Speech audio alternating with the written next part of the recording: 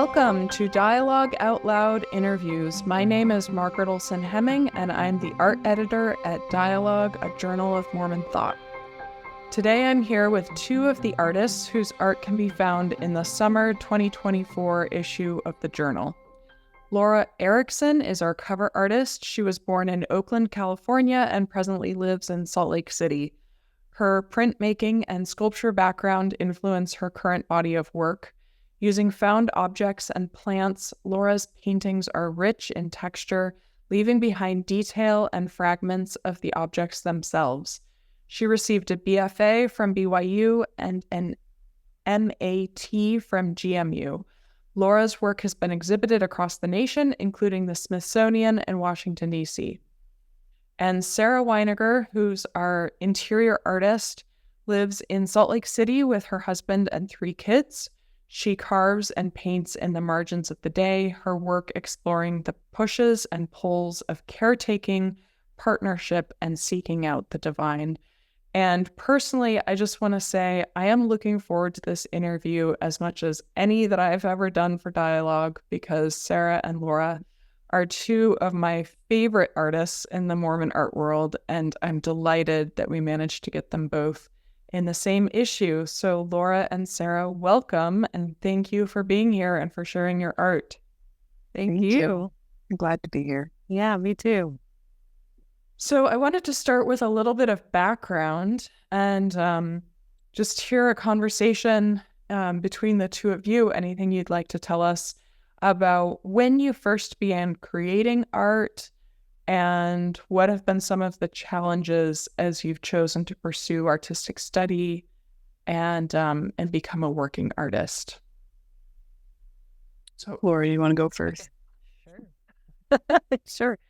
Well, I honestly, there's the whole, I always have created art, from the time I was a child. And then I received an education, in that, but I would say practicing it professionally, after I graduated. And the challenges have evolved over time, right? So and you evolve as an artist. Your life situation shifts. So before I married somewhat later than many women in our culture and faith. And so when I was single, there was the financial challenge of, okay, can I support myself and my art as an emerging artist? Probably not. So I had to find a job that was conducive to giving me that time to create art. So I became a flight attendant, and I would fly to Spain and back every week. And I would paint while I was in Spain, and I'd paint when I was home. And I just kind of started painting at that point in time. And then as life went on and I got married and started having children, obviously everything really shifted. And so the challenges became, well, financially still, because what I do costs money. So there's still a financial burden of it, but time and energy and space. So those 3 things have been really challenging while being in the phase of bearing and rearing children. Yeah. Okay, that's so interesting. Sarah? Let's see. So I also got my bachelor's in printmaking. And I'd say by the time I graduated, I was ready to not be doing printmaking anymore. I probably should have had a little more adult direction as I was choosing my schooling, because I graduated with the intent of doing something else, which is kind of silly, but similar, well, not similar actually at all to Laura, but I got married and worked, and then it wasn't until I got pregnant with my son that's when art came back as something that not even as a career, but something that I realized that I really benefited from doing. And the more I've done it, it's just become just a block in showing up in a way that I want to. I need it in order to show up in the way that I want to. And with each kid, that has become more so. So again, the challenge is the more kids I've had, the more I've wanted to make art, but then the less time I've had. So it'll be interesting to continue to watch that story evolve. But again, my kids who are the biggest roadblock to me making art in terms of their needs, time required to take care of them, they're also, that's all my content. They're all my content. So if I didn't have them, I wouldn't have anything to paint. Because I have them, I don't have time to paint. And so I'll just stay in it, and at some point there will be more time. And when you say art helps you show up the way you want to, do you mean specifically with your children or just in the world in general? Yeah, and I don't really have anything to compare it to because I wasn't making art much before I had kids. But after I had kids, art became an outlet. Well, maybe not even an outlet, just a way. It's something different than being with a little baby, talking to a toddler. It almost became the adult conversation that I wasn't having in my day-to-day. So, and yeah, it makes you feel a little less crazy. Yeah, that's okay. Well, yeah, great. Thank you. Mm-hmm. So Laura, your piece in the winter issue, our cover, is titled "Where is My Halo?" Can you tell us a little bit about your piece? And probably people who are looking at it need to know a little bit more about how you make art, which is different. Yeah. I think anything else I've ever seen. Yes.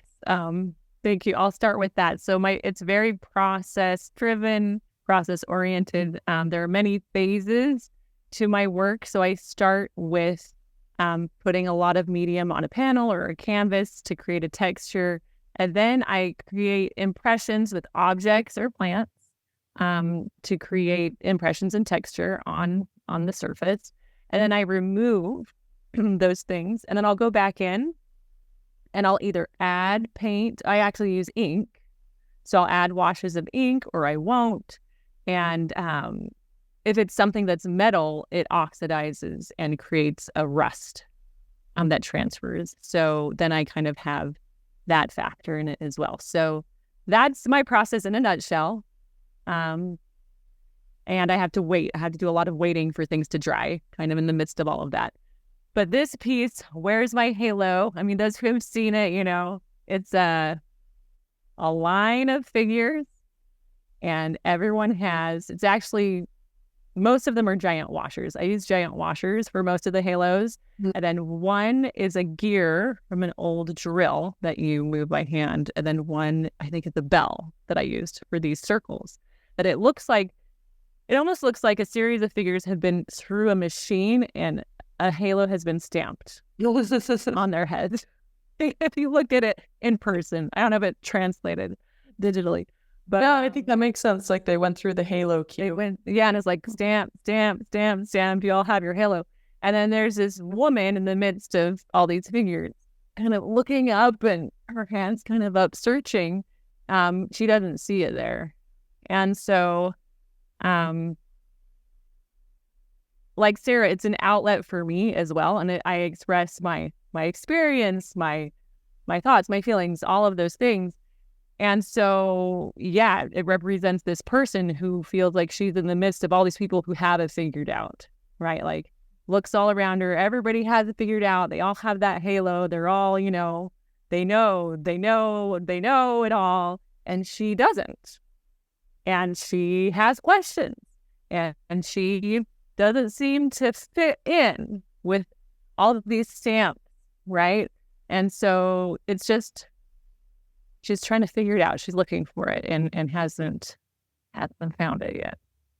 Oh my gosh, I love it so much. Thank you. Thanks for sharing that. Okay, and Sarah, you have a series of woodcuts in this issue, several of which have a Christological reference. and I may be inferring a Christological reference in some of them, but That's okay. Particularly I'm thinking about showing the hands and this family together in a house. Can you tell us about these woodcuts, how they're connected to each other, what you see as the sort of human and divine elements that are mixed up Sure. together in each piece? So this would be mansions, right?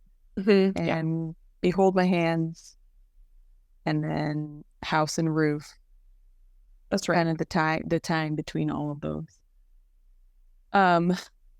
Let's see. I wonder if I just start with one, because they're not a series, but kind of made all at the same time. So I'm thinking of similar things. With mansions, which is, we've got lots of little rooms with lots of little women in them, in their rooms, kind of stooping in there. I'm at a stage in raising my kids where we spend a lot of time at home. And if we get out, it's by my will. Or if we don't get out, it's by my lack of will. And just the thought of the house as a home, but also these walls that you can't really get out of. And although having a family was absolutely my choice, and bringing these kids, and mine and my husband's choice, and bringing these kids into the world was a choice. Even in that choice, you can still feel very confined by what you've chosen and have a sense of, did I really know what I was going to choose? So that's what that mansions is about. And along with that, we need a roof, we need a foundation, kind of the give and take between what it takes to figure out raising kids, supporting the family, what's important to who, and how the weight of each, and kind of navigating that, and each person is going to feel that differently. And then behold my hands, that is Christ, and just the moment where Thomas sees him and says, "Is it really you?" And he says, "Yes, here are my hands." So that, there's nothing really special behind that one. It is what it is. Oh, I really love that. So both of you have this incredible use of texture in your artwork, and I was wondering if you could talk a little bit about that and what you see the texture adding to what you're hoping the art expresses. Go for it, Laura. We'll just take turn to order here. We'll just take turns. Yeah. Okay. Yes. Okay. So texture. I actually did a lot of sculpture before I started this technique. And then when I became pregnant with my first is when I had this shift. How am I going to still create and be an artist and be a mom? And so I thought, how can I transfer this three-dimensionality into a more two-dimensional state? And that's when I started experimenting with my current technique that I've been doing now for the past 9 years. So for me, I mentioned how it's very process, like it's very much a process. I don't just sit down and do it and it's done. I have all of these different phases. And that's probably a major reason why I'm still doing it, because it's captivated me and kept my interest. And the texture, obviously it adds three-dimensionality to it. But when I rip things out, so I rip out objects, and I'm going to talk about the objects first. They add their own life. They add even their own color sometimes. And I literally will break my paintings and damage them, like oftentimes when I'm removing these things.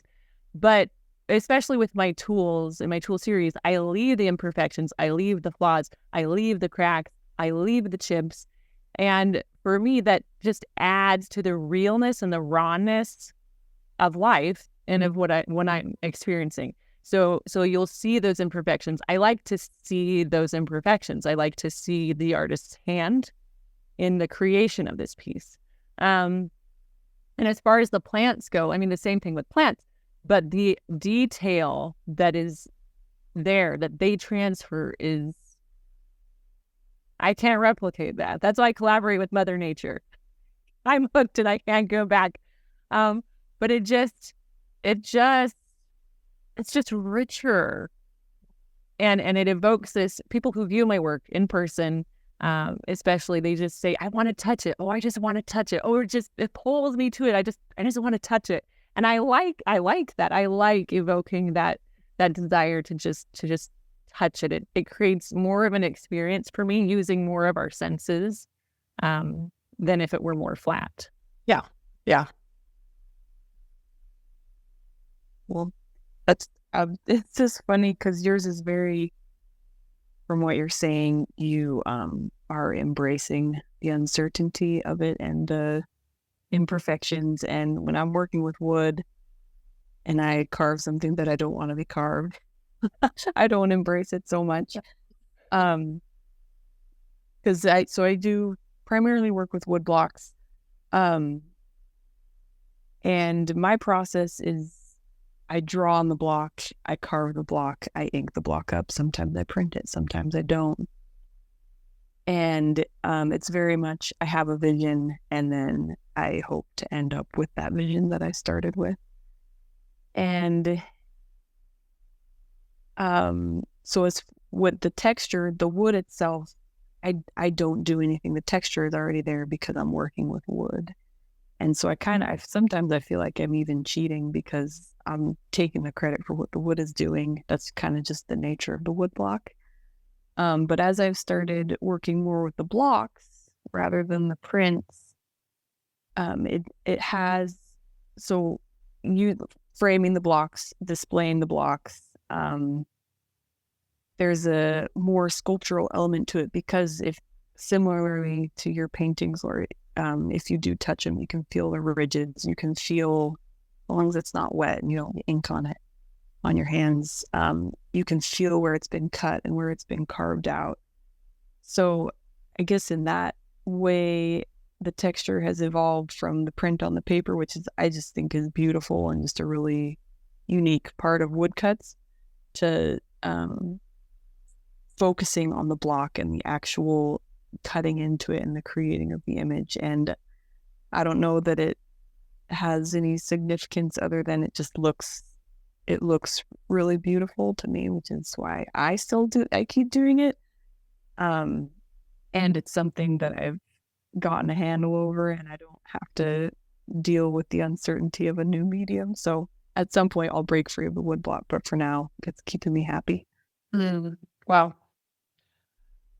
That's wonderful. And I love that, your artistic processes are really different. And yet for both of you, there's a lot of touch and a lot of, textiles is maybe the wrong word, but it's very tactical, I guess. Yeah, very tactical. And yeah, I love that you guys share that. I'd like to shift a little bit and talk about cultural engagement and how you see your work engaging with larger issues in Mormon art, Mormon studies, conversations that are happening right now. I know there are varying degrees to which Mormon artists, pay attention to or care about conversations in Mormon studies, but I would love to hear your thoughts, particularly as you've been part of the Mormon art world. What trends do you see happening, and where do you see yourself in those spaces? I think because I'm making art about being a mom, I'm in the narrative, because I think that's kind of front and center right now, being a woman in the church. I don't know. I'm in a rest period right now. So I'll do rest periods, and then I pick up production, and it's a big wave. So I've been doing more absorbing now that I've been making. So we'll see what comes out in the next month. But I'm also very aware as I'm making that the subject matter that I'm working with is experienced like by every stay-at-home, and I'm very specifically a stay-at-home mom. I have some work, but I'm not required to work, and I'm primarily at home taking care of the kids. So by me making work about that, I know there are a lot of people who are in that moment as well, and there are a lot of people who aren't in that moment. I think it's helped me to appreciate the stage that I'm in because I have an audience to share it with. A little bit of external validation there. But I also appreciate what happens when I am able to connect with someone who sees a painting and comes up and said, "Hey, this is me. Like this is yesterday." Which I'm glad that these moments, I feel like they are coming. I don't know if it's right to say that they're coming more to the front, but I hope that the caretakers in our culture can have more of a voice, and a voice that is sought out and listened to, and seen for as it is something that's been around as long as the church has been around, because it is the very foundation of the church, right? Raising families. I hope it just gets a bigger stage. That was a little rambly, but no, I understand the feeling. Yeah, as do I, because I too have been in that. I just had my fourth and final baby 21 months ago, so it's weird to kind of have closed the book on bearing children. Now they're just all going to get bigger, so I'm slowly kind of getting out of that phase. But I as well have been staying at home with my children. That's primarily that's what I do. When I've managed to make enough space to have some semblance of a career, like through all the chaos and all the craziness. But I was just kind of expressing like what I was going through, and I was doing actually a lot of mother, and as soon as I got pregnant with my first, I had my husband trace my pregnant silhouette once a week for the last 20 weeks of my pregnancy. And my water actually broke for the final one. And I said, we have to trace my figure before we go to the hospital. So we did. Anyway, when you have a vision, you have to realize it. When you commit to something, you're going to do it. I commit. And so motherhood was a huge catalyst in kind of inspiring me. And obviously, it changed me and everything. But so I definitely fit into the motherhood, being the one who is mainly responsible, right, for nurturing and being with our children. And with that, I had done some work here in Utah. I moved from DC to Utah right when I had my first baby 8 years ago. And I was in a show, and I had this work on display with mother and children. That was the main body of work. And later I was approached by someone who was doing a book. And I said, well, how did you hear about me? And she said, oh, I was told that you were a Mormon feminist artist. And I was like, I wasn't out on a mission. I hadn't really thought of that. And I thought about it. I thought, you know what? I'm all about, I'm pro-women.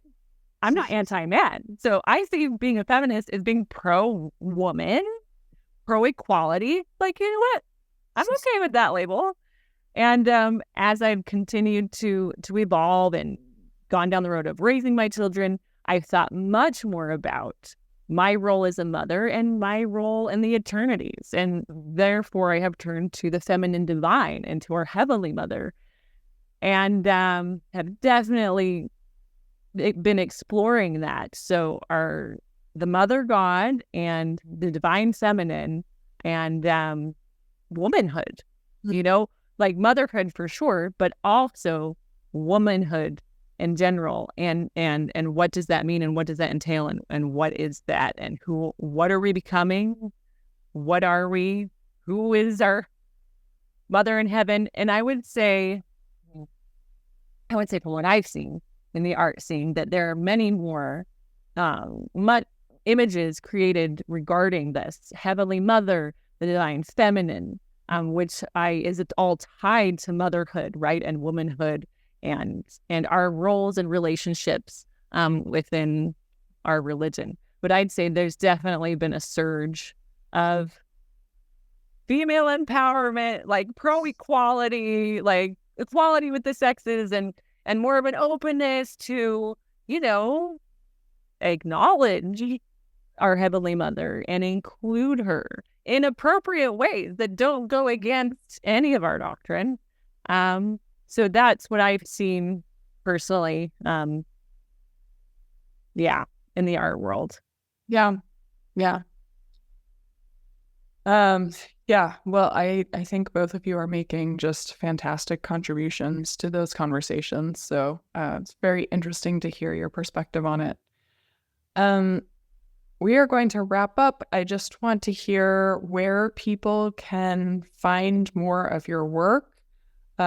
Share your websites, your Instagram pages, any shows you're involved in. We want to hear about you so that people know where to go to see more of your work and to follow what you're doing. Yeah. I have a website, sarahwinegar.com. I also have Instagram. I'm trying to think of what would be more up to date. Again, I'm in a lay low period. So either one might be as up to date as it is, but that's Sarah_Winegar_art.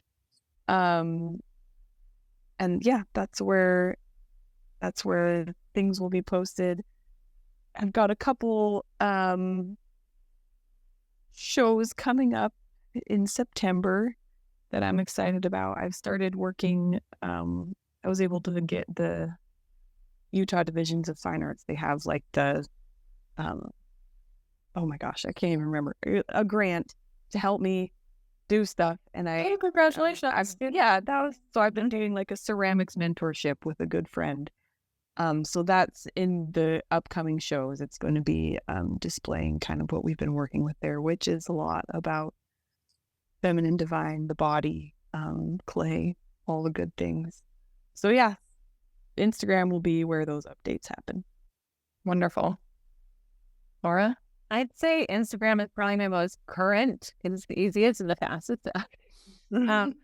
So Laura Erekson Art, and my website is linked to my Instagram. You just go my bio and click on it, and I do have a website as well. I too am in a lull, like with motherhood, it ebbs and it flows. It gets really crazy. Then okay, you gotta take a little break. But I am going to be in a group show next month at JKR Gallery in Provo. One of my builders' pieces will be on display there. Wonderful. And that's the up and coming project. Great. These art shows that I see happening in Utah on Instagram are like making me want to live in Utah. Your garden is making me want to live where you live. Well, thank you, Sarah and Laura, for sharing your art with Dialogue Journal, and thank you for joining me today to talk about your craft. I am so, personally, I'm just so grateful for the work that you're contributing to this Mormon art world. I think it's just invaluable. I admire what you're doing so much. So, huge thanks. Thank you. Pleasure. Thanks for all your work. Yes, thank you.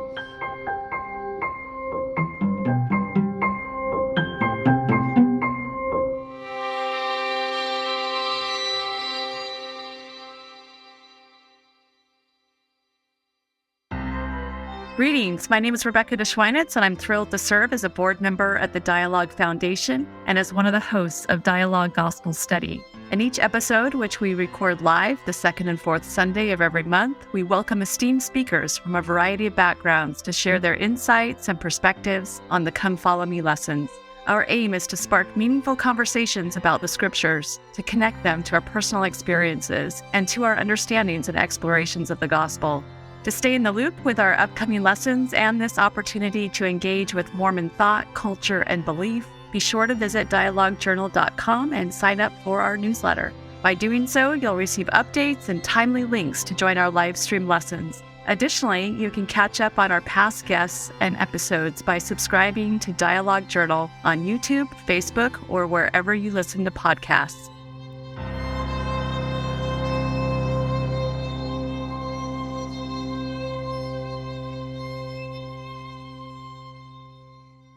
Dialogue Podcast Network.